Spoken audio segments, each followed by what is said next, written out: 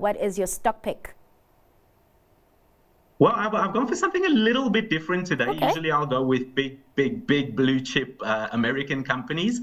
This one is slightly less blue chip, but still a quality company. So the company I'm going for this week is The Trade Desk. Now, essentially what they do is they provide sort of an alternative to Google and Facebook within the digital advertising space. Now, to sum it up really simply, I would say think of a stock exchange, but instead of transacting on shares, you're transacting on digital ad space. So The Trade Desk doesn't actually sell ad space. They provide ad agencies with an exchange in which those agencies can buy and sell their ad space directly to clients.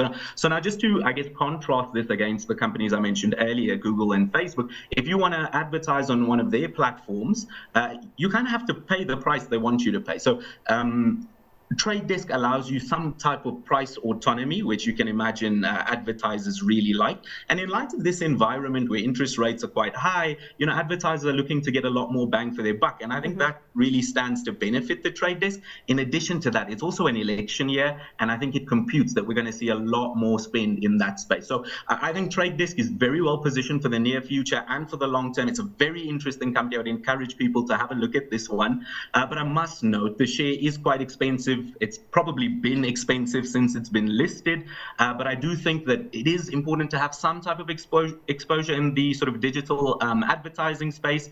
And if you've not got Google or Facebook, this is definitely an attractive option. I would encourage people to have a look at this one.